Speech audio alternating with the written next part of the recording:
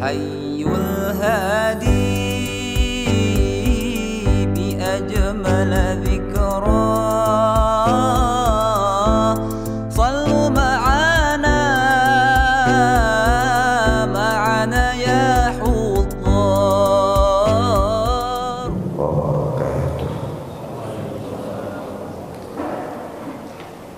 Alhamdulillah, subhanallah, walhamdulillah, wa la ilaha illallah, wallahu akbar. Jamaah salat subuh yang dirahmati Allah, dosa itu sangat berbahaya. Dia bisa mengotori hati kita bagaikan debu yang bisa nempel di kacamata, sehingga kalau dia tidak dibersihkan maka penglihatannya jadi kabur. Begitulah ketika hati banyak dosanya, kepekaannya berkurang, kayak orang rabun, melihatnya gak jelas. Apabila dosa itu terus bertambah dan bertambah, maka dia bisa menutupi hati. Hati tertutup oleh kotoran-kotoran dosa. Kalau hati sudah tertutup dengan kotoran dosa, maka persepsi orang bisa berbalik. Yang benar kelihatan salah, yang salah kelihatan benar. Dan ketika dosa itu banyak terjadi di masyarakat, bisa jadi bencana akan datang. Satu kali pernah Aisyah bertanya kepada Rasulullah, katanya, "Ana liku wa fina salihun." Apakah kita akan binasa, dibinasakan, padahal di tengah-tengah kita banyak orang-orang yang soleh. Jadi keberadaan orang yang soleh itu tidak bisa menangkal datangnya azab. Kata Rasulullah, "Na'am, benar kita bisa kena bencana. Idza kasural khobasu." Kalau dosa-dosa keburukan udah semakin banyak, semakin banyak, makanya kata Allah Subhanahu wa taala, fa ahlaknahum bizunubihim. Umat-umat terdulu ya karena banyak yang berbuat dosa, semakin berkurang orang yang mencegahnya, maka kami binasakan mereka dikarenakan dosa-dosa mereka.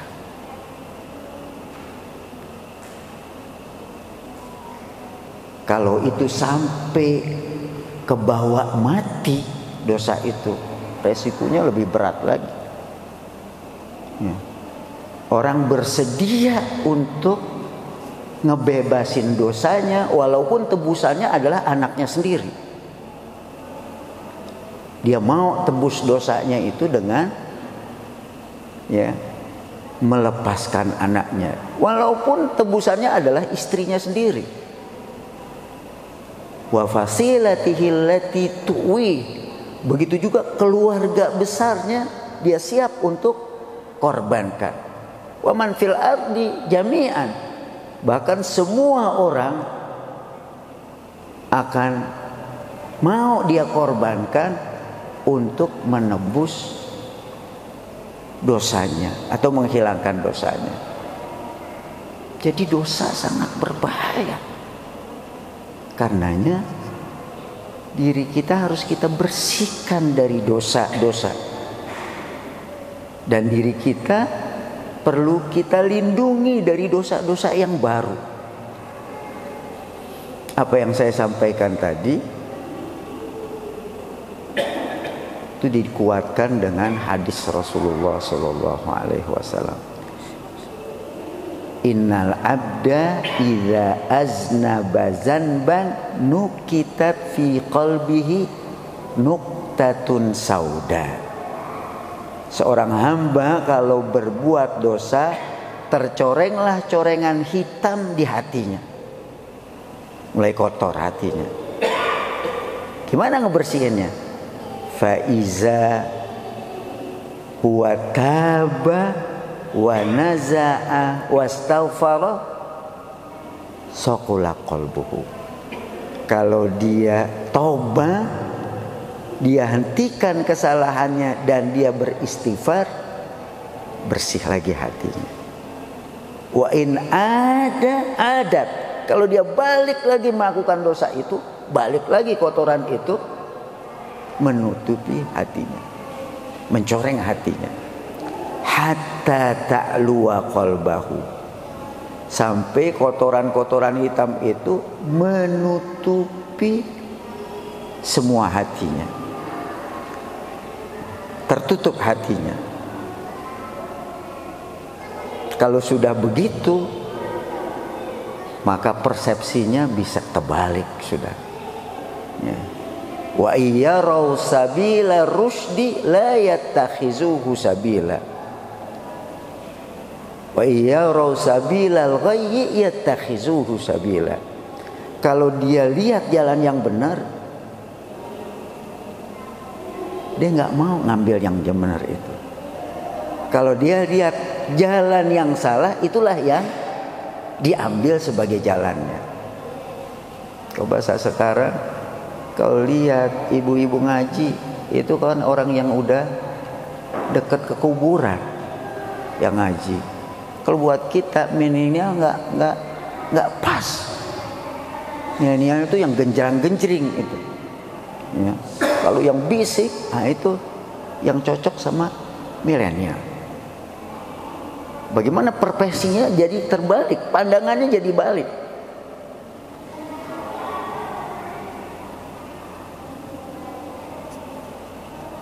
Seperti itu.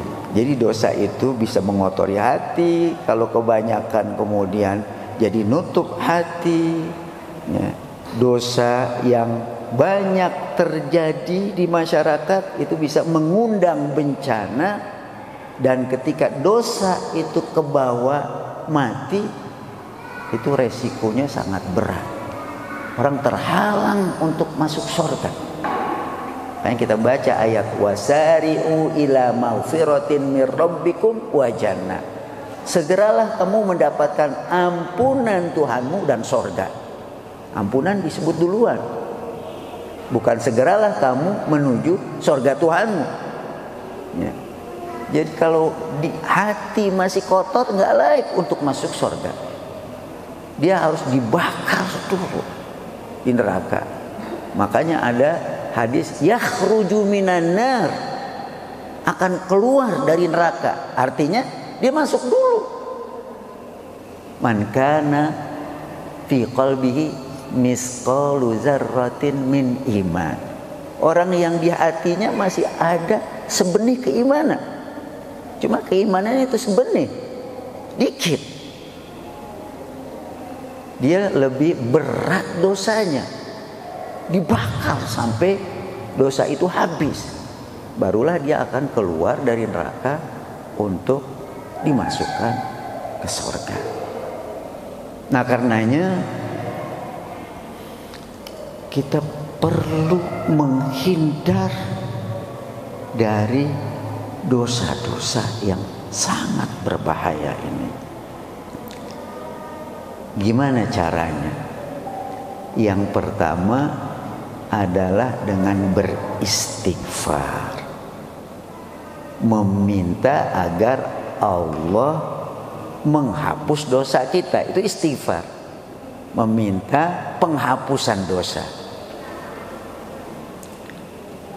Faqultu astaghfiru rabbakum innahu kana ghaffara. Kata seorang nabi, ya aku katakan beristighfarlah, mintalah penghapusan atas dosamu itu. Sesungguhnya Allah Maha menghapus dosa.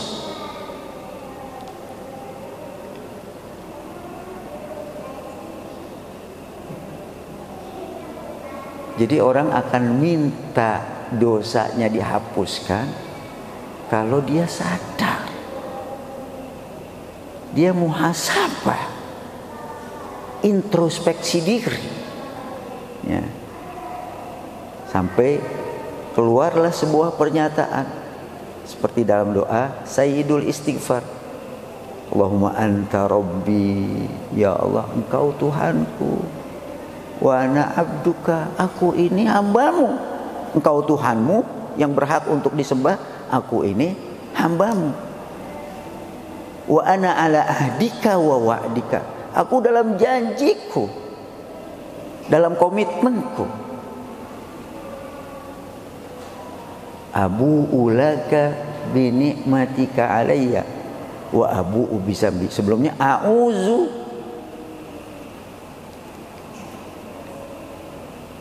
ya. Aku berlindung kepadamu dari perbuatan salahku. Min syarri ma sona'tu, aku sudah berbuat salah, aku berlindung dari kesalahan yang aku lakukan. Wa abu'u laka bi ni'matika alayya wa abu'u bizambi, aku akui nikmatmu yang kau berikan kepadaku dan aku akui dosaku. Dan ditutup dengan faghfirli fa innahu la yaghfiru dzunub illa anta, karenanya ampunilah saya, tidak ada yang bisa mengampuni dosa kecuali engkau. Itu hasil dari introspeksi yang diformulasi oleh Rasulullah itu dalam kalimat yang padat. Doa Sayyidul Istighfar. Barang siapa yang mengucapkannya di pagi hari 3 kali dan di sore hari 3 kali dengan meyakini tentang itu, maka dia akan dimasukkan surga oleh Allah Subhanahu wa taala.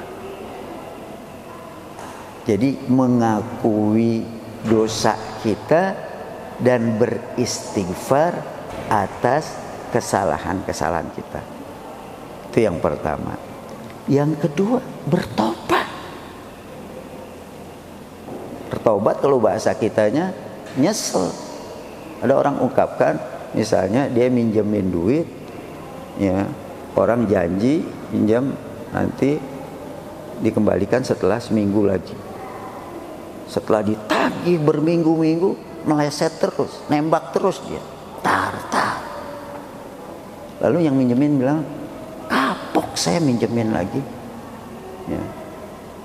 Nah, itu tobat saya minjemin lagi. Jadi tobat itu nyesel. Makanya Imam Nawawi menyebutkan bahwa syarat tobat kita kepada Allah adalah meninggalkan perbuatan salah yang kita lakukan, ya. Kemudian menyesali atas perbuatan itu, nyesel banget kita, dan berjanji untuk tidak mengulangi lagi.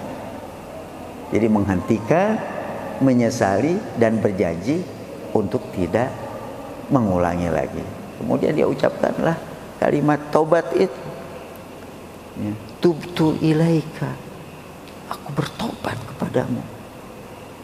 Atau digandeng dua-duanya itu, astaghfirullah wa atubu ilaihi, aku minta dihapuskan dosaku dan aku bertobat kepadanya. Tobat juga secara harfiah artinya rujuk, balik. Aku bertobat kepadanya artinya aku kembali ke jalannya. Jadi setelah menyesali kesalahannya, ya, aku kembali ke jalannya.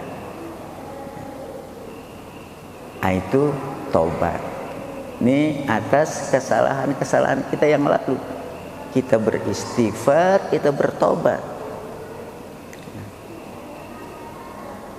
Ciri orang yang bertakwa kan begitu. Ciri ibadur rahman begitu. Hamba Allah yang dikasihi oleh Allah. Wabil ashari hum yastaghfiru. Menjelang subuh mereka beristighfar. Itu di waktu turunnya Allah ke langit yang terdekat. Yang dalam hadis qudsi dikatakan yanzilu rabbuna. Allah turun ila sama'id dunya, ke langit yang terdekat. Jadi posisi Allah dengan kita tuh sudah semakin dekat. Barang siapa, kata Rasul dalam hadis qudsi, yang berdoa kepadaku akan kukabulkan doanya. Barang siapa yang beristighfar kepadaku akan aku ampuni dosa-dosanya. Barang siapa yang minta perlindungan kepadaku akan kulindungi dia. Wazalika kulla yaumi. Dan itu terjadi setiap malam. Pada waktu sepertiga malam yang terakhir saat Allah sangat dekat dengan hambanya. Makanya momentum itu gunain. Ya, kalau kitanya susah bangunnya, pakai waker, pasang ya alarm supaya kita bangun. Itu waktu yang sangat mahal. Kalau misalnya ada kata orang seorang wali ya, yang doanya mustajab datang ke kota kita, maka orang berlomba untuk nemuin wali itu, pengen minta didoain sama wali itu. Ini waktu malam kita langsung dekat dengan Allah Subhanahu wa taala. Langsung Allah janjikan apa yang kita minta dikabulkan oleh Allah Subhanahu wa taala. Itu doa dan istighfar yang kita lakukan di waktu-waktu mustajab, ya, waktu-waktu yang peluang dikabulkannya besar. Kemudian bagaimana di samping istighfar dan taubat, kita melindungi diri kita ini dari dosa-dosa, ya, baik dosa-dosa yang baru yang akan mengotorinya. Kata Allah Subhanahu wa taala,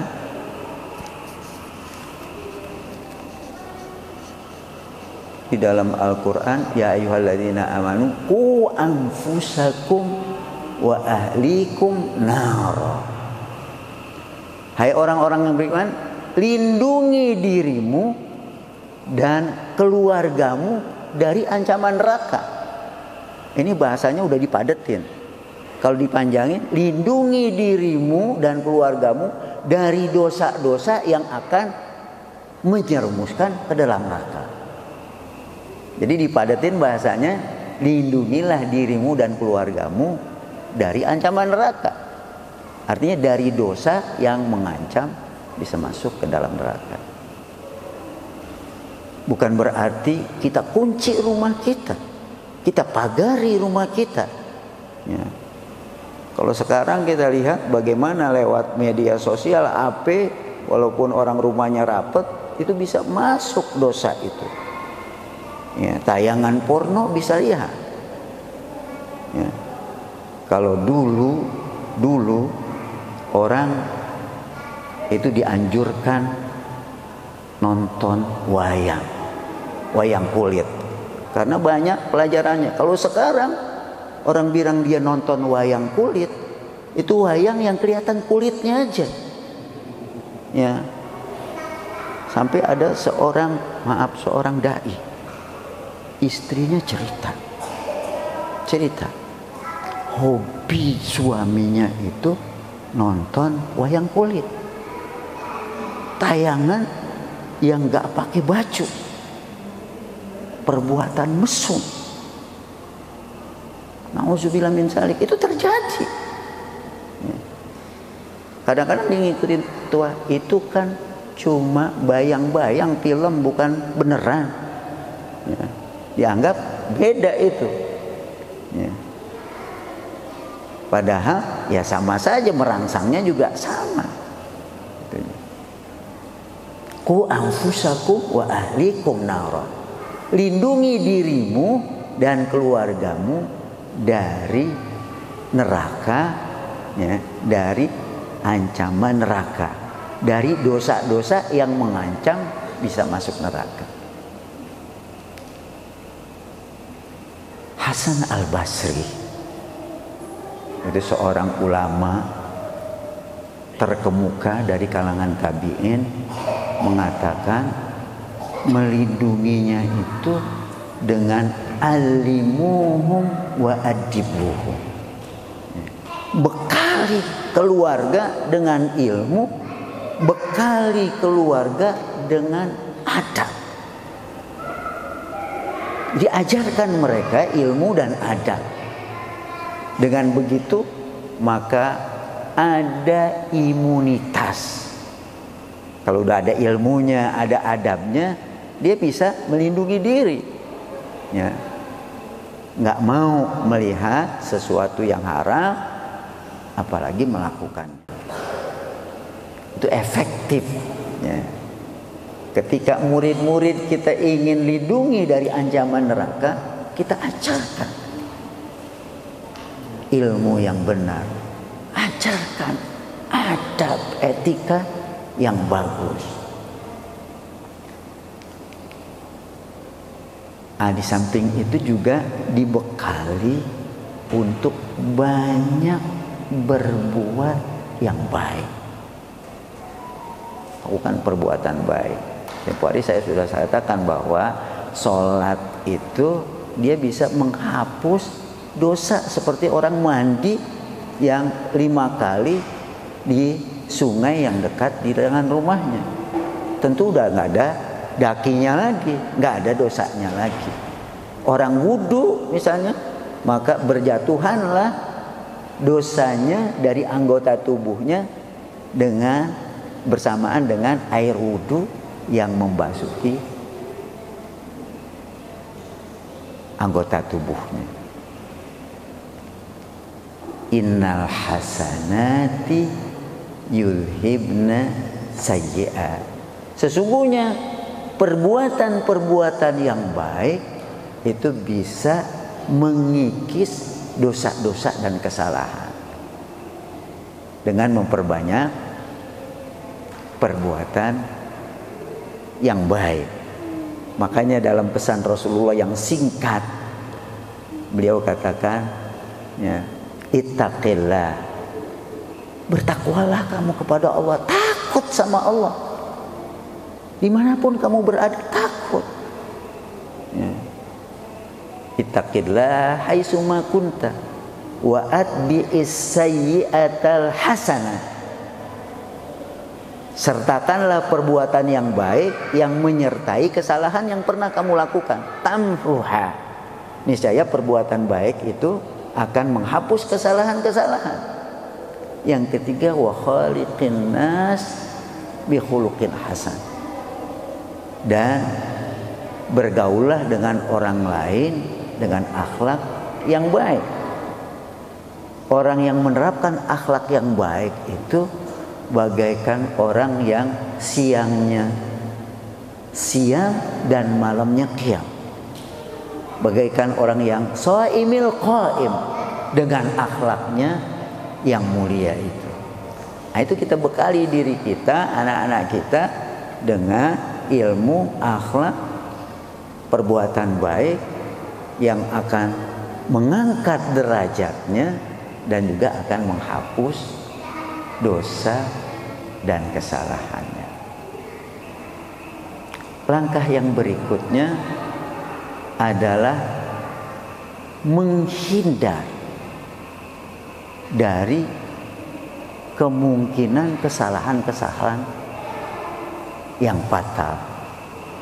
Sama misalnya ketika di lingkungan kita itu ada gardu tegangan tinggi, ada gambarnya begini, apa namanya, tengkorak, ya.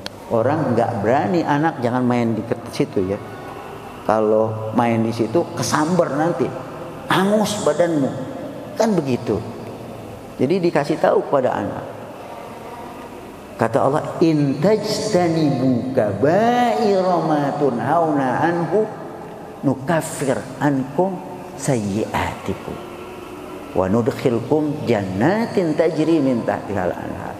Kalau kamu jauhi dosa-dosa besar, ya, in tajtanibu kaba'ira ma tunhauna anhu, dosa-dosa besar yang dilarang kamu melakukannya, nukaffir ankum sayyi'atikum, maka kesalahan kamu akan kami hapuskan, kata Allah. Dengan menghindar dari perbuatan dosa, bukan saja kita selamat dari kotoran dosa itu, tapi dosa-dosa kita juga akan diampuni. Wa nudkhilkum jannatin tajri min tahtihal anhar, dan kami masukkan kalian ke dalam surga yang mengalir sungai-sungai di bawahnya. Nah, itulah jamaah yang dirahmati Allah, bahwa dosa itu sangat berbahaya. Kita harus bersihkan diri kita, kita harus jaga diri kita dan keluarga kita dari kemungkinan terjangkiti dengan dosa-dosa tadi. Dengan beristighfar dan bertobat, dengan selalu memperbanyak kebaikan-kebaikan kita, dengan terus menghindar. Jadi kita dan anak-anak kita tahu itu perbuatan dosa besar. Ya, itu ada sinyalnya seperti gambar tengkorak itu. Ya, baik meninggalkan sholat itu dosa besar, atau melakukan penyimpangan seksual dosa besar, dan banyak lagi. Seorang ulama salaf itu menulis al-kabair, dosa-dosa besar, namanya Syamsuddin Az-Zahabi. Itu dia sebutkan dosa besar itu adalah dosa-dosa dan kesalahan-kesalahan yang ancamannya neraka. Beliau menyebutkan ada 70 dosa besar. Ya, paling tidak itu perlu kita tahu, anak-anak kita tahu jenis-jenisnya. Meninggalkan sholat itu dosa besar, melakukan riba dosa besar, makan yang haram dosa besar, mengambil hak orang lain dosa besar, zalim.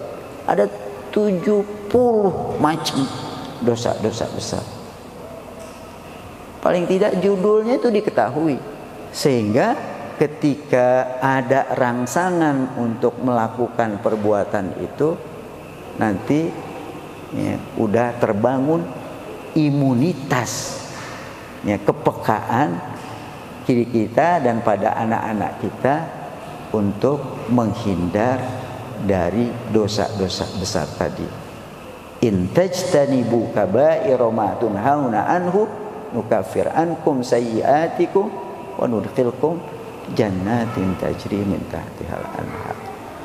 Kalau kamu jauhi dosa-dosa besar yang dilarang kamu melakukannya, maka akan kami hapuskan kesalahan-kesalahan kamu dan kami masukkan kamu ke dalam surga. Nah, samping itu kita juga perlu meminta, Allahumma naqqini min khotoyaya kama yunaqqas saubul abyadu minad danas. Ya Allah, bersihin hati saya seperti engkau bersihkan kain yang putih dari kotorannya. Minta dibersihin, diputihkan hati kita dari kotoran-kotoran yang akan menutupi hati itu. Kita minta, ya, dalam doa yang diajarkan oleh Rasulullah, Allahumma ati nafsi taqwaha. Ya Allah, masukkan ke dalam jiwaku ketakwaannya. Ya. Masukkan. Ati nafsi taqwaha wa zakkiha. Ya Allah, bersihin hati ini. Engkaulah yang sebaik-baik membersihkan hati. Engkaulah pemiliknya. Anta khairu man zakkaha, anta waliyuha wa maulaha.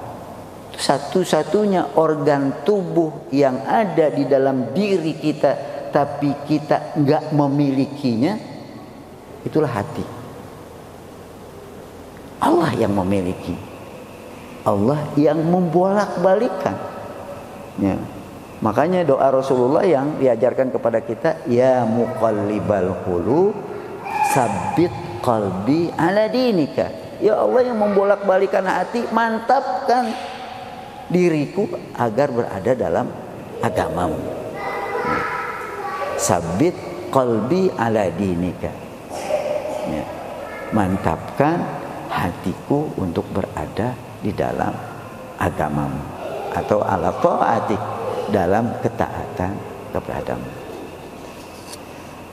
Semoga Allah Subhanahu wa taala bersihkan hati kita dari berbagai kotoran-kotoran dosanya, dan semoga kita selalu peduli pada kebersihan hati kita.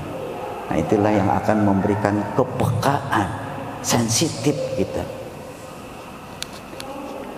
Kan diceritakan orang bertakwa itu cirinya, kata Allah, innalladzina taqau idza massahum ta'ifun minasyaitani tazakkaru.